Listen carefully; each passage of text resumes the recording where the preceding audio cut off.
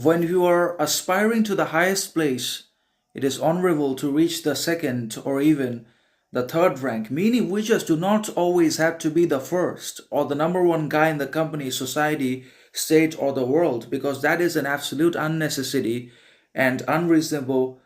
unnecessary and insensible anyways for anyone in the world or the society to always attempt and aim for the number one place or position in the world, because that does not even exist in reality, because there is no such thing as perfection, sophistication in anything at all that is either about ourselves or our own creations, making inventions, innovations. Is all progress, growth, learning. Is all the systematic refinement and development,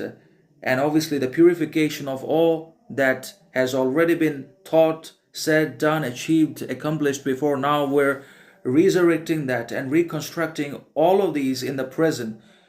to basically fool the audience or the general people by the capitalism, by the globalists, to believe that everything is somehow not just new but also advanced, powerful, sophisticated, and more dangerous than ever before, when in reality it's all an imitation and a repetition of the past, of all that has already been achieved, accomplished, done before in one way or another in different periods, epochs, and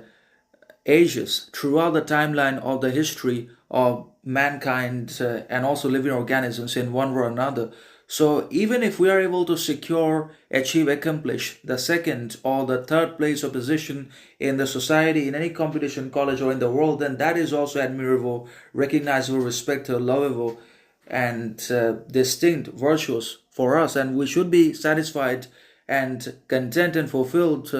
with what has happened, with who we are, what we have now, and what we're going to do, what we're going to become. Because the more we desire those things we could not have, or we still don't have, the more misery we're just going to invite into our lives. We're going to invite unwanted misery, trouble, anxiety, doubt, suspicion, and other torments into our lives by focusing on the present, by trying to live the future in the present, and also ruining the now by obviously desiring what we can never have, what is removed from our reach, power, control, ambition, etc. So that's how this becomes a whole tragedy and a paradox in itself, that we just have to deal with by basically through constant meditation, awareness, consciousness, and by setting boundaries. Otherwise, we're going to be overwhelmed and overpowered by the collective shadow, by the weight of the past, the tyranny of the present, and the unpredictability of the future. So we have to guard ourselves against